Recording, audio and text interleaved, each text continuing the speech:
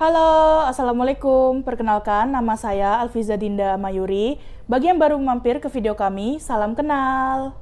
Di video kali ini, kelompok kami ingin membagikan informasi nih mengenai rencana proyek akhir semester untuk mata kuliah pengantar kajian budaya urban, di mana kami sebagai kelompok 5 terpilih untuk membuat proyek di bidang kuliner.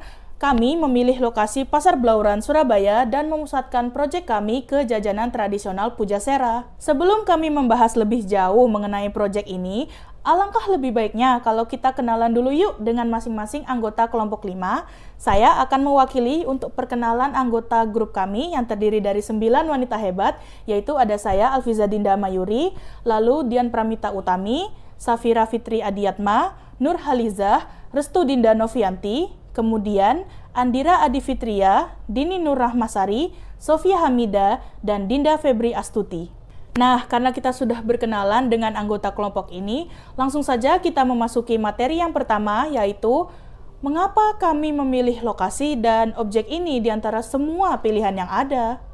Karena terlepas dari modernitas dan kecanggihannya, kota Surabaya masih menjaga tempat tradisional bersejarah yang terdapat di dalamnya, terutama yang telah terkenal sejak dulu di kalangan masyarakat.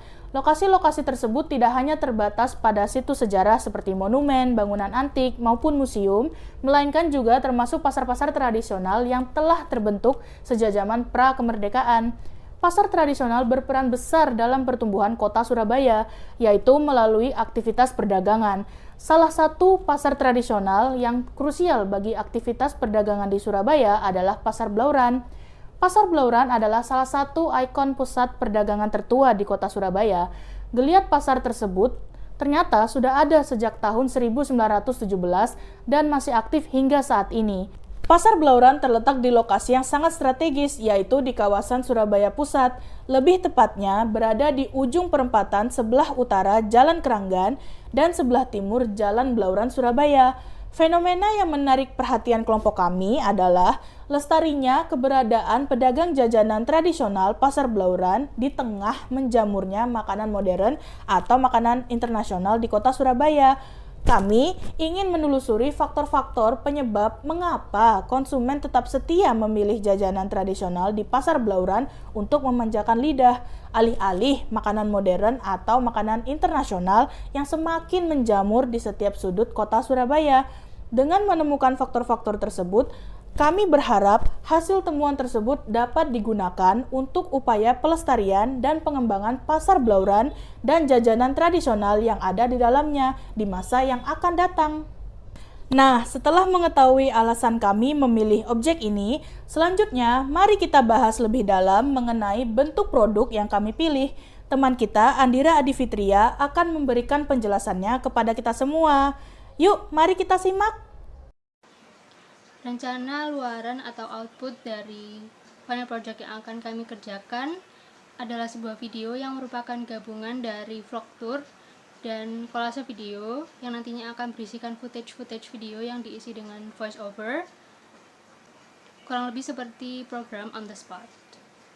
Alasan pemilihan bentuk luaran tersebut adalah untuk efisiensi dan fleksibilitas pengerjaan video karena tidak seluruh anggota kelompok kami berada di kota Surabaya.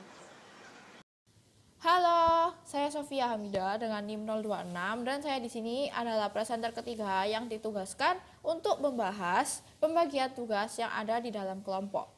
Berdasarkan kesepakatan yang telah kita ambil pada tanggal 17 April 2021 melalui online meeting yang mana menggunakan Google Meet, terdapat 2 tugas yang akan kami kerjakan.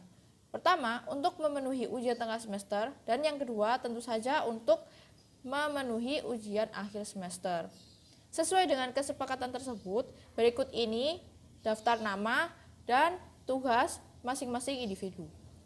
Pertama, untuk presentasi video yang mana digunakan sebagai ujian tengah semester, terdapat 6 orang yang akan terlibat di dalamnya. Pertama, Alfiza Dinda Mayuri dengan NIM 021 sebagai presenter, Andira Adi Fitria dengan NIM 022 sebagai presenter, saya sendiri sebagai presenter, Dinda Febri dengan NIM 029 sebagai presenter, Dian Pramita Utami dengan NIM 019 sebagai pembuat presentasi atau PowerPoint, dan Nurhaliza dengan NIM 010 sebagai editor video. Dan untuk pengerjaan video vlog tour, semua orang yang ada di dalam kelompok akan terlibat di dalamnya. Berikut ini merupakan nama dan pembagian tugasnya. Pertama, Restudina Novianti dengan NIM 005 sebagai spokesperson dan audio director. 2. Nurhaliza dengan NIM 010 sebagai scriptwriter dan juga editor. Safira Fitri Adiatma dengan NIM 018 sebagai videographer dan scriptwriter. Dian Pramita Utami dengan NIM 019 sebagai director. Alfiza Dinda Mayuri dengan NIM 021 sebagai spokesperson atau voiceover. Andira Adifitria dengan NIM 022 sebagai videographer. Dini Nurrahmasari dengan NIM 025 sebagai voiceover atau spokesperson, saya sendiri sebagai editor video, dan juga Dinda Febri Astuti dengan NIM 029 sebagai voiceover. Itu saja dari saya, dan presentasi ini akan dilanjutkan oleh teman saya, Dinda Febri. Terima kasih. Halo semuanya, nama saya Dinda Febri Astuti, NIM 029. Dan pada kesempatan kali ini saya akan menjelaskan mengenai rencana kerja atau timeline. Yaitu yang pertama, lokasi penelitian. Lokasi penelitian pada kali ini kita menetapkan Pasar Blauran Surabaya dikarenakan terdapat banyak pedagang jajanan tradisional yang masih bertahan berdagang di pasar tersebut. Dan yang kedua, yaitu waktu penelitian. Kita menetapkan waktu penelitian kurang lebih selama 2 bulan dimulai dari bulan Mei 2021. Adapun uraian kegiatan dari bulan Mei sampai bulan Juni 2021. Yaitu pada bulan Mei, minggu ke-1 kita akan melakukan persiapan penelitian dan juga perencanaan. Pada bulan Mei minggu kedua kita akan melakukan penelitian siklus pertama. Pada bulan Mei minggu ketiga, kita akan melakukan penelitian siklus kedua. Dan juga pada bulan Mei minggu keempat, kita akan melakukan penelitian siklus ketiga.